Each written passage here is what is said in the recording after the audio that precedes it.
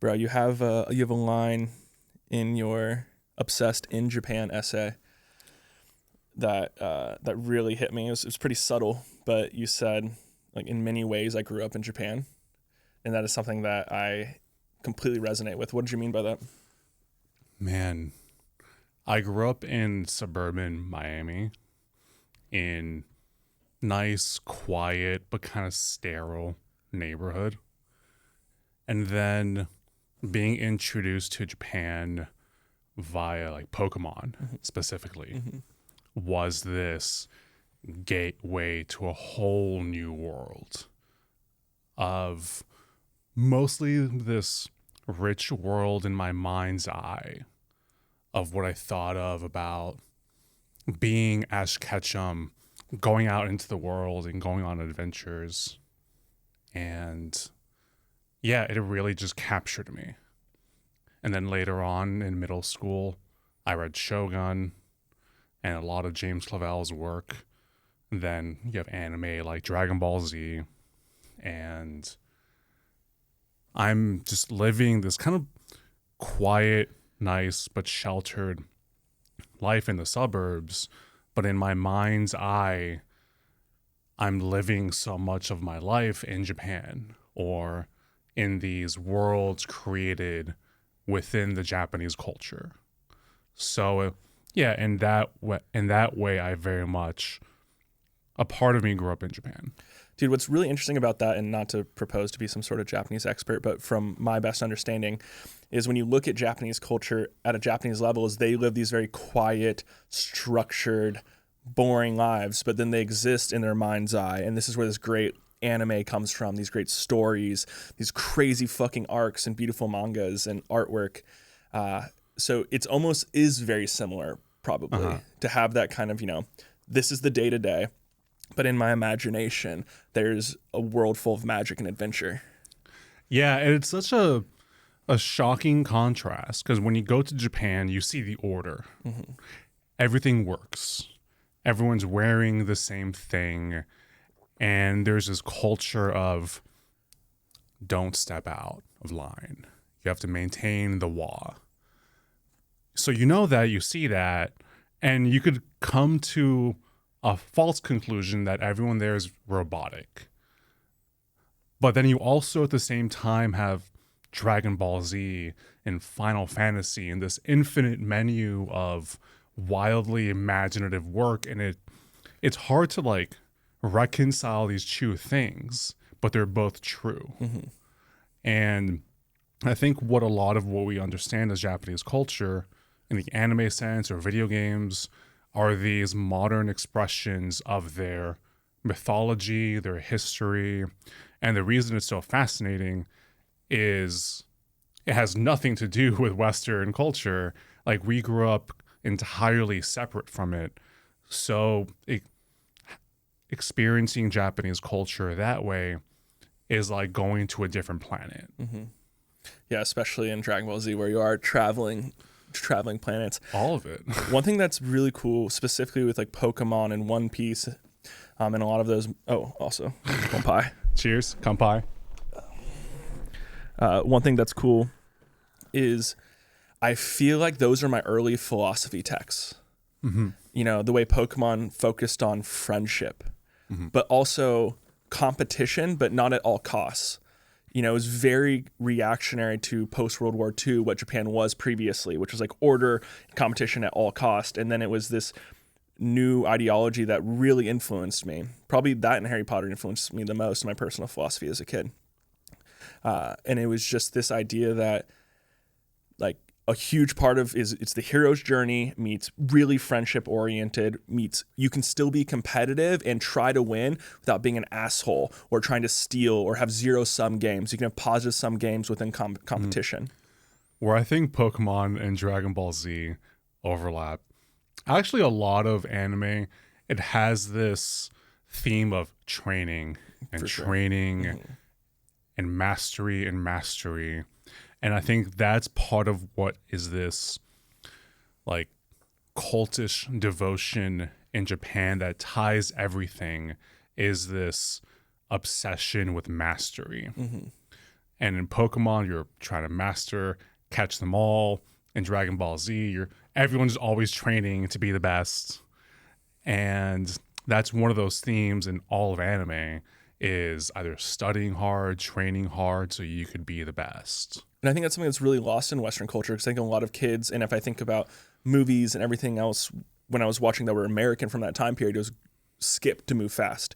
Like get ahead, get ahead, as opposed to, the idea of the time chamber, where it's you turn a day into a year. And that's just such a different thing, but it's so important, I think, for balancing the Western Eastern mindset. Yeah, I think in the Western mindset, the way we experience it is this trying to get on top, trying to win the end product, the end goal. And in Japan, I think there's this overlap with Zen Buddhism, which is, no, the training is the thing. Focus on the training, the movements, because that is how you achieve these Zen states of consciousness. And I think that is a really valuable thing. For sure. Before we get too deep down this, how would you describe who you are, how you be, what you do? So on the surface, I'm an entrepreneur. I have a small business here in Austin. I'm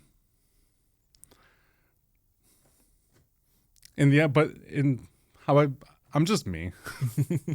And there's how I make money, which is, of all the parts of me, is probably the least interesting. But I want to interface as in the world just as me. And yeah, that's the goal. Yeah, that's awesome. This is something that comes up a lot on the podcast, is basically so many of my friends are self-patroning. So as opposed to trying to find a patron or trying to make sure their art can make money, it's that they can build some sort of business they can put X amount of time into, and then they can really build their art, or whatever that means. And if I can describe you in a few other ways, so entrepreneur, writer, hoster of steak nights, adventurer. I think that you are someone whose voice comes through your writing really intensely, and it also manifests like very sincerely in your personality. And it's cool because every time I'm around you, I feel a sense of importance, that like there's a seriousness to it in like the coolest way, and that you are like, you're like, I think Austin is a place where you can come and create whatever reality that you want. And I feel like you've done such a great job of doing that for the world that you wanted to create here. Cool. Thank you. Yeah, for sure. Yeah, moving to Austin was a critical component of that, because this city was this canvas where I could first like build a business that I can sustain myself. And the way I've built the business is in such a way that it doesn't take a lot of my time to run it. So I have a lot of space. And with that space and those resources, I've had a lot of time and energy to really explore all these parts of myself. And if it wasn't for that, I wouldn't be expressing myself in the way that I am. And I'm just so happy that I picked the right city to move to. I've found the right friends and built the right relationships with the people who are just stoked for exactly who I am. And because of that, I have the psychic freedom to just crank it up to 12. Yeah, dude, it's pretty fucking cool to be here. When I was a kid, I always said I wanted to move to Paris in the 20s. And I really did feel like Austin was going to be that when I moved here. And then it's just become that so much for the things that I'm interested in. And obviously, like, the real answer to that question is just the internet. But if you're going to be in a physical location and you're interested in like podcasting or comedy or writing or fitness or I don't know, So many things. And this is that spot, which is really fucking cool. Yeah, it reminds me, one of the many rabbit holes I've been down is the Renaissance. And you have the Renaissance of history focus on northern Italy, Florence to be specific. And we have this explosion of culture, of arts, and so many different things, these like periods of perfect storms. And you have different parts of the world and different parts of time that explode with brilliance and energy, and they have ripple effects throughout time. And strictly speaking, calling Austin right now a renaissance isn't true, because it's not a rebirth, but as Will Durant put it in one of his books, it's more of a ripening, where you have all these forces and trends that have been happening right here, even in just this neighborhood, even in like the space we're in with the gym. You have just so much energy, and people come here. Like, I'm in the business of helping people move to Austin, and people want to come here and just build and create and become and share and interact and create things with other people. And that's amazing. And we get to be a part of that. Yeah. And I'm just so grateful that I get to be part of this in my own way. Going a little bit deeper into the business side, it seems like Austin over the last 3 years really took the approach of YIMBY, like yes in my backyard, like built infrastructure for a ton more people to move here. So I do think even as people are still moving here, we can start to see a decrease in rent prices and potentially property value prices. Do you have like a good macro view on that? Yeah, my niche is apartment rentals, so I look at those prices every single day. And Austin's probably one of the only cities in the country right now where prices, at least on rentals, have plummeted, have gone down a lot. But just in terms of the function, like if you want the best and the brightest, the most ambitious people to move to your city, you need space for them to live at an affordable price.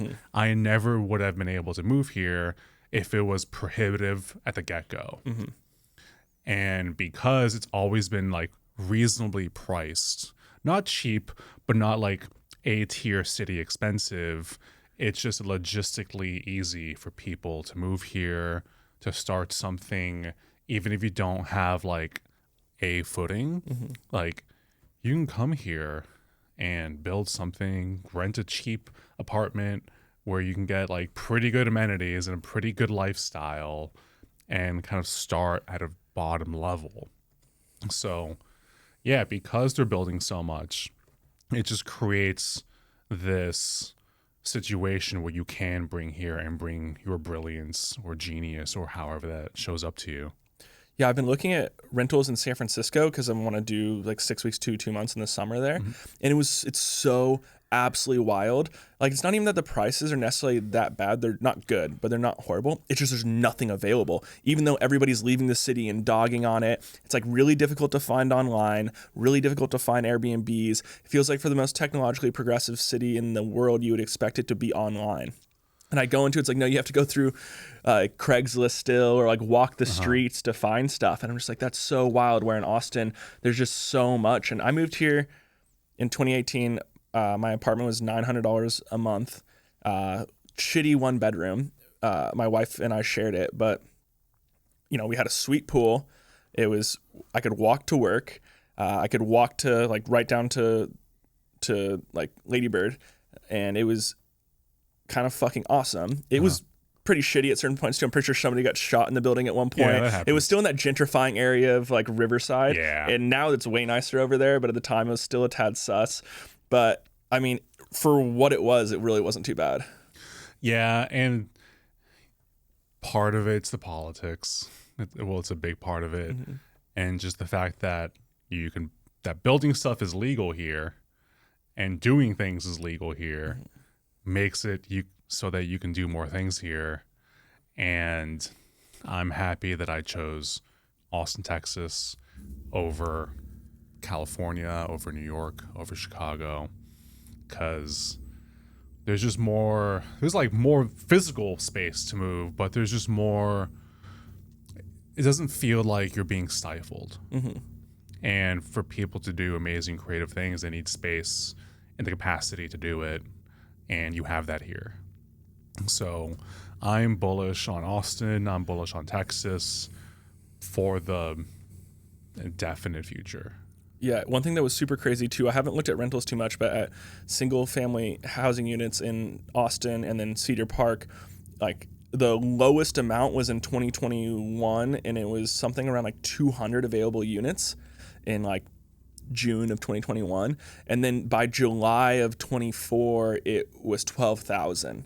And I think a huge portion of that is people continuing to build and Cedar Park kind of building out. I think the majority of it's actually happening in Cedar Park. But do you have like a good sense of how much price has decreased from, like if you looked at like a 1-bedroom in Austin for rent, like from 2022 to now, like what percentage it's decreased? Well, like 15, 20. So like at a high-end modern building in like 1-bedrooms, I would see for like a nice building like 2,000 to 2,300. And now I'm seeing it like 17, 18, 19. Yeah. And it's just a lot easier. And what makes my business kind of easy is there's so many options for my clients to choose from. And just along like the major road here, airport, there's 4 new buildings opening up, each with 3-ish hundred units. So just within a 5-minute drive from here, there's another 1,000 units coming online. And that just gives me a lot of inventory to work with. And it makes my business just simpler to do. Dude, it's crazy. I haven't spent that much time on the other side of airport from here. And I went over to Uroko maybe like a month ago and I was absolutely blown away by how much people have invested and built such nice stuff over there. I was totally blown away. Yeah, like I live over there. Yeah. It's a nice place. Mm-hmm. You could see how it, in the years past, it might not have been as For nice. sure, yeah. But I like being there. Yeah. I like walking around. There's a really epic trail with a peak that overlooks all of Austin over there. And it's a good place to live. I don't feel like I'm that far from things. Mm-hmm. I'm a 5-minute drive from this gym. Mm-hmm. And yeah, everything I want in Austin, other than Barton Springs, is here in East Austin. Yeah.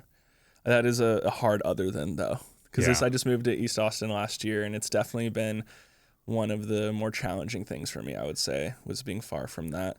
I also feel like South Austin has like a taste and a smell that I'm already nostalgic for, like from 2018 to now. And it's a different taste and smell over here. And though I do think culturally I'm more aligned over here. Yeah. It is, I do have nostalgia for the past over there. Yeah, I just love this neighborhood. Mm-hmm. It's the only neighborhood I've ever lived in that feels like home to me. Yeah. And I've been all over the world. Mm-hmm. And I always play this game with myself where it's the would I live here test or would I spend months here test. And still East Austin is the only place I really want to live in. Mm-hmm. There's other places I want to flirt with. Yep. There's other places I want to maybe spend a few months in. Yep. But time and time again, when I fly back into Austin, I'm like, hell yeah. Dude, I'm totally fucking agree. It's like this energy of just being stoked to be here. Yeah. The only time I hadn't felt that was on my trip back from Japan most recently. Yeah. I was just kind of like, just the service sucks so much worse that it's just like when you're going through customs, it just glares at you. Uh-huh. And it was like a bad experience in Seattle, I would say, not to blame Austin, but it was like, fuck. Like that you don't have radically polite. Yeah. Where, I mean, you just can't compare Japan with here. Like they take politeness and service as an art form. Mm-hmm. And here it's more of a job. Yeah, 100%. But yeah, for me, this is the place to be. Bro, what the fuck's up with East Austin where I feel like if we did a square footage analysis, more than 20% of East Austin is just graveyards. Yeah. There's so many graveyards here. Yeah, I mean, because historically this was the not good part of town, the cheaper part of town. So it was just easy to put the dead people here. But that's just how things shake out. But yeah, there's a lot of them. And I actually do think it's a feature, not a bug, because it keeps less tall buildings going up. They're also very nice and awesome to walk around. There's a bit of like Memento Mori vibe and really taking some time with your humanity. There's some epic names and stories of people. So I've always really enjoyed the aspect of it. But I was driving like pretty far east and north up MLK to look at a house on Halloween. And then I was just coming back to my place. Or I was going back to Avenir to like meet Mark. And then it's like I passed through so many graveyards. I was like, dude, this is wild. Yeah. And they're huge. And they have giant flags, like the one on 11th. Yes, yeah. Yeah, it's... The one thing I wish Austin had more was, like, old history. Because I love old world Europe, and I love the castles and the cathedrals and the fine art museums and all this heritage that you don't really have here in nearly the same capacity. But in some ways it's kind of a blessing, because with Austin it is what you want it to be. On one side, you could have centuries or millennia of culture and heritage to draw from, but you also take that baggage. And I think, say like Japan, there's a lot of history and a lot of baggage with that history to kind of stay in that lane, to continue that narrative of Japaneseness. Austin is a blank slate where there is no baggage. There's not much of a past. And it really is this blank slate where we get to decide what the city is. And that's why it's so amazing, because we get to decide what Austin is. We get to decide what East Austin is. And you can't do that in most cities in the world. Like, they are what they are, and you're not going to change it. Yeah, the cultural meme is so dense. Yeah. And ours is like, the cement is still wet. Yeah. You could put your mark on it, which is amazing. Yeah. That's a very rare opportunity. Yeah, I think from the 60s to now, the main cultural meme that I felt like has stayed consistent within Austin is this idea of a city of underemployed people. So, like, there is like musicians and artists kind of fucking around, and then you had, the creation of ACL and South by, where people could get, 60% of their revenue either gigging or doing lighting or doing music or doing something within the industry within those 3 different week periods. And then the rest of the year, they could part-time at a bar and then kind of live well enough. And it created this time freedom thing. And that's still, to this day, it's just transitioned to like comedians and podcasters and blah, blah, blah, blah, blah. But it is like, there's no other city in the world where I can have 3 podcast guests this week roll through at 2 p.m. because they're not at their 9 to 5s. You know what I mean? And it's like not even an issue or a question. Yeah. It's just like, obviously that's an okay time to do it. You know what I mean? It's just like what we'll do that. Or like sip sake at 2 p.m. and it's like not that really that big of a deal. The idea of having a 9 to 5 is, I had a job once for like 9 months and I'm like, no, this is not me. I don't know what is for me. But stumbling into my own business was a godsend, because that this is an option, and that I get to have sovereignty over my time is the greatest luxury. And I don't have a calendar. Like, I have this right now and I think on Thursday, that's my entire calendar. Yeah. And the rest of my life is like, I'll work on this today. Yeah. And it just feels good. I can't imagine doing anything else. There's this Paul Graham essay that I like, and he talks about, what does your city whisper to you? It's these subtle underlying messages you get living somewhere. And his experience was mostly between like Boston, New York, and San Francisco. And in New York, it's how much money do you have? Boston, it's how smart are you? San Francisco, it's what are you building? What are you doing? And I'll extend that to like where I'm from, Miami. It's How big is your BBL? It's who do you know? It's how much money do you have? It's this very status oriented city. And that's one of these common traits with all of these mega cities. They tend to be very status oriented. People care about who you know, how much money you have, where you work, what institutions you're a part of. Here, no one cares about any of that. Like, sure, there's like status in games, but people care more here just about who you are. Yeah. And that is rare. For sure. And it's also, it feels like it's almost this, who do you want to become a lot more? And people are so helpful here because it isn't like about like the craziest flex. So there is like very wealthy people here or very time freedom people here, but it is more of like, what are your ideas? My friend George Mack put it the absolute best. He said he's in Dubai right now, but he's moving to Austin in January. He just got his O1 visa approved. But basically how the way he phrased it was, in Dubai, it's like all the posh kids. It's very segregated, all the wealthy kids. And coming to Austin feels like going over to the house when you're in high school where, you know, the parents don't care as much. They're kind of hippies. And those are where like the best conversations are happening because there's this kind of like risque freedom thing going on where it's less about what you're wearing or what you're doing. It's more about who you are and how you're thinking and the ideas that you're generating. Yeah, it's a difference between an exclusive nightclub and a house party. For sure. And a lot of cities are like exclusive nightclubs. Yeah. And Austin's just a raging house party. Yeah, 100%. Dude, I was talking to my friend Chris because we had just been in Vegas and Miami. And I was like, dude, how crazy is it in Austin that it's like actually impossible to spend like 10 grand in a day? Like unless you're buying a car. But if you had like a night out, like you can't really go gambling. There's no clubs to spend like on bottle service. Like it's almost impossible. Whereas like Vegas and Miami, it's just meant to just pull capital from you.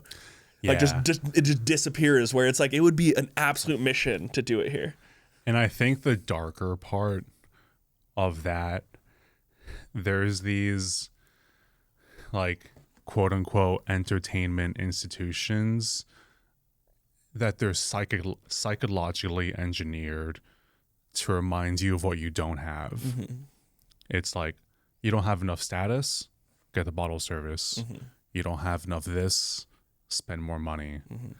And that's when it becomes dark. And here, Austin's probably one of the easiest cities in the world to be sober. Yeah, for Half sure. my friends don't drink. Which is annoying because I'm trying to find people to get cocktails with. Yeah. But you could live here totally sober and have more of a morning, afternoon life and have a great life here. Yep. Which a lot of my friends do.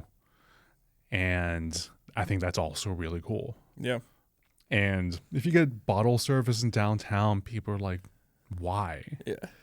That's yeah, people look down on you if you get bottle service. There's no point in it. No.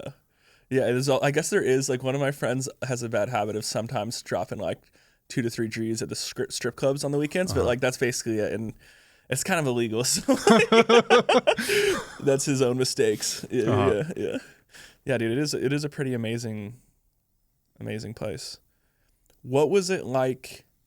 And so your parents are from Cuba. Yeah. But you were born here. Yeah. So what's it like being like first generation in Miami and then coming to a place that's not, you know, Cuba mini? Yeah, it's it does continue along the spectrum of freedom. My parents were born in Cuba. My mom was born the week of the Communist Revolution. Like, do you watch The Godfather Part 2? Yes. Where like it's the big party, there's like slicing up cake of Cuba and like the revolution happens. That's when my mom was born. Damn. And she spent her first like 10, 12 years in Cuba, just trying to get the fuck out of there. My dad was able to get out much younger through like Freemason connections. And it's this radical experience where it's, for them, it's less radical. It's more radical for my grandparents to have to just exit, to get the hell out of somewhere and build a life from scratch. And it's amazing what my family's been able to do with this blank slate. My dad became a lawyer, very, very successful lawyer, mostly just through his own energy and willpower, and created an amazing life for myself, my family.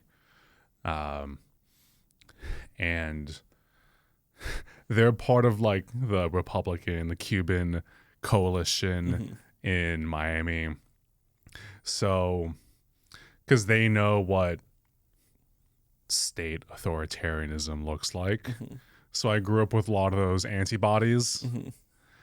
And for me, coming to Texas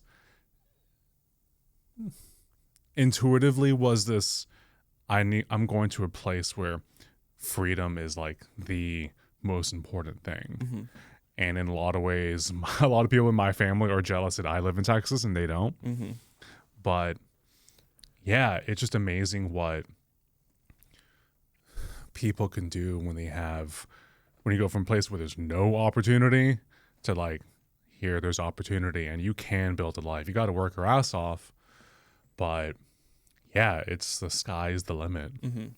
Even just the idea that there is hope, I think, is so like such an underrated meme. Yeah.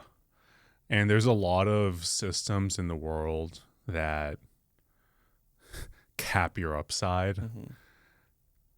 And I remember I've got this one friend from Norway, great dude, works as a teacher, and has everything taken care of. And there's no friction in his life. There's no drama. There's no ambition. And it's a very comfortable, nice life that most people would be like, this is cool. But in some ways it's this limbo, this purgatory where you're never going to discover who you are. You're never going to find out what you're capable of because there's just no reason to. And there's no culture behind it. And you kind of just have this middle, nice, okay life. But you don't have that drama of figuring out how you're going to pay rent next month and discovering that you're actually really smart and talented. And there's a beauty in having the freedom with the responsibility to build your own life and discover who you are. Like there's a lot of times when I was broke that I just wish like these basics were taken care of. But because I went through a lot of struggles before starting my business, I got to discover what I'm capable of and what's possible. And I'm still in this process of wondering, like, who can I become? What can I do? So it still feels like I'm in the beginning of a much longer journey in self-discovery. Yeah, dude, it really, I think people underestimate how much it is important for us as humans to figure out ways to build agency, and how much that agency muscle is broken down when things are taken care of for you, whether it's, your family over providing for you or the government over providing for you. Is you're just never building this idea that like I can surf the universe. Like I have potential and capacity and courage to, jump off the cliff and figure out my way down. Like I think extreme sports are a really good metaphor for this if you don't want to go, risk going broke.